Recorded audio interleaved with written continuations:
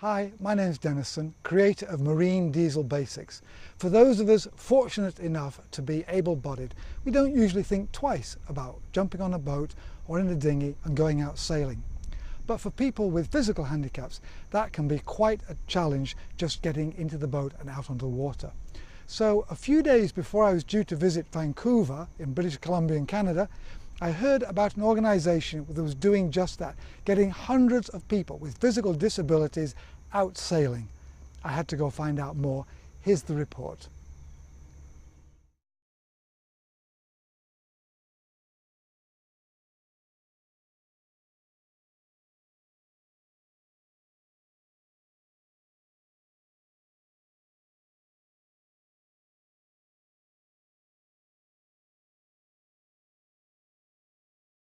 So what we offer is a disabled sailing program for people with all different disabilities. So it could be spinal cord injuries or cerebral palsy or MS, and it's children. We've had kids sail that are 6 years old or people sail who are 97, and we offer an hour sailing on the water.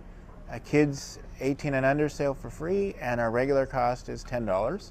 So our whole focus is that people get out and give it a try. The boats, the Martin 16s, they have a 300-pound weight on them, so they're not going to tip. Every year we test them out because we realize that, you know, once our sailors are in the boat, it's not like they can jump out. The boats have been modified that even if you're paralyzed from the neck down, you can operate it through sip and puff. So you may have heard of that before for operating wheelchairs, where you sip, so that's, think of drinking a milkshake. I'm going to sip in, and then you puff to blow the sails out. So there is a sailor, Terry LeBlanc, who's paralyzed from the neck down, but he can beat able-bodied sailors in a boat because he knows how to work the sails, and he can do all of that independently. So one of the things that we're very proud of at DSA is if you have the will and the knowledge, will help supply the tools so you can sail independently. And sailing is one of those sports where once you're in a boat, it doesn't matter that you can stand up and I'm sitting down. It's an even playing field, and may the most skilled person win. So our whole focus is we supply the life jackets, and we'll supply the staff or volunteers that you can sail with. And if somebody is interested, they can learn how to sail. So that the goal may be, or the hope may be, that they can then become what we call a solo sailor and sail on their own. But it's all about developing skills and making friends. And again, we also do have race clubs where we'll have our boats out and racing. About 15% of our clientele are competitive racers.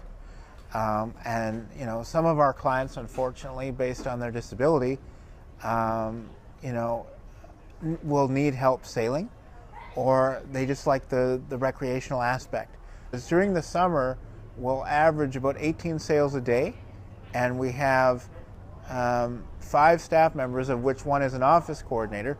So we're able to do the number of sails that we do because of volunteers. It's designed so you can have 2 people in the boat, and so the member or the client is in the seat, and they'll have, if you have some hand function, we have a joystick that you can use to turn the sails, or we have the sip and puff, like we mentioned, and then the volunteer staff member, or if you know how to sail the boat, a friend is right behind you. For people who have a boat of a minimum of $10,000, and they decide that, you know what, I'm not using the boat as much as I thought, and I don't want to have to worry about storage and where to keep it, then we get the boat appraised, and as a society we will offer a charitable tax receipt to the boat owner, and then we'll be responsible for you know, trying to sell it.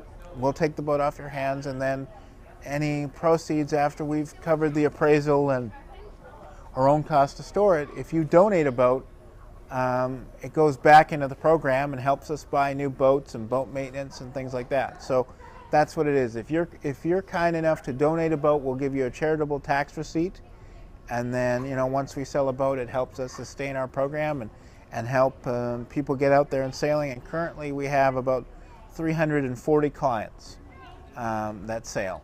And some people sail once a summer, and some people sail up to 20 times. You know, it all depends how keen you are.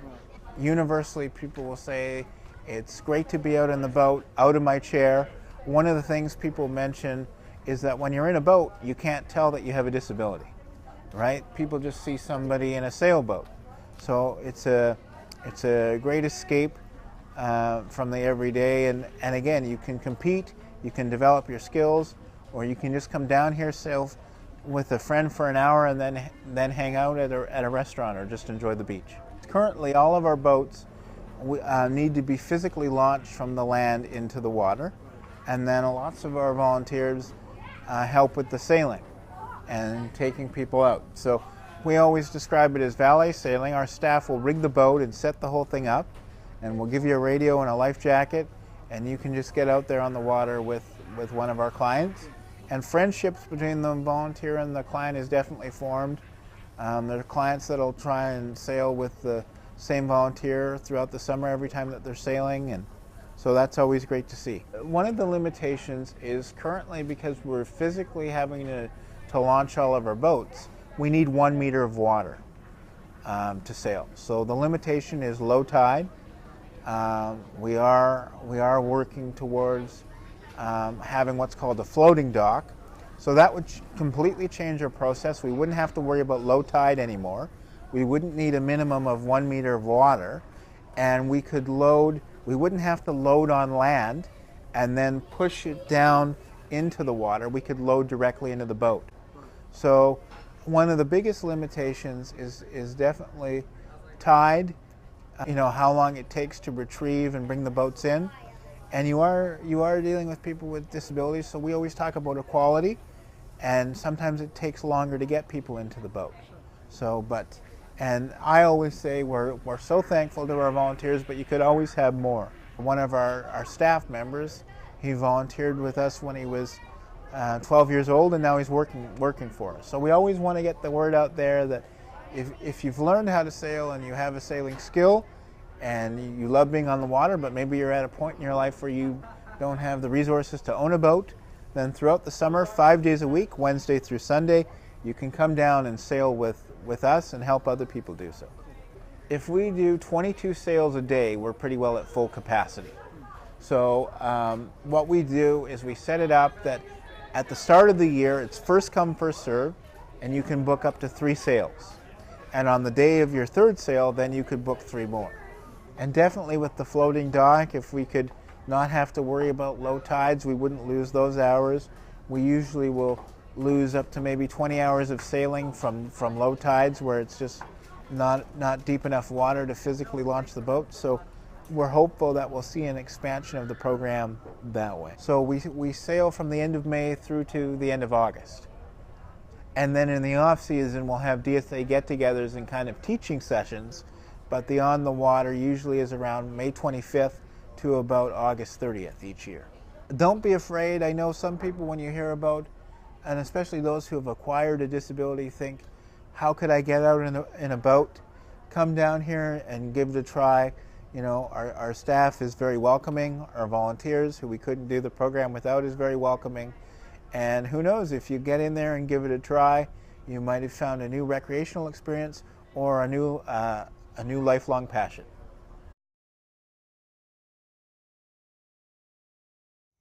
Isn't this great that so many people are getting out on the water? My thanks to Eric for explaining the program to us, and to other members of the association for setting things up to allow me to shoot the video at very short notice. If you'd like to get in contact with them, the address is down below. It's also on the website marinedieselbasics.com. Click on the tab Giving Back and there'll be more information. So until next time, fair winds and a reliable diesel.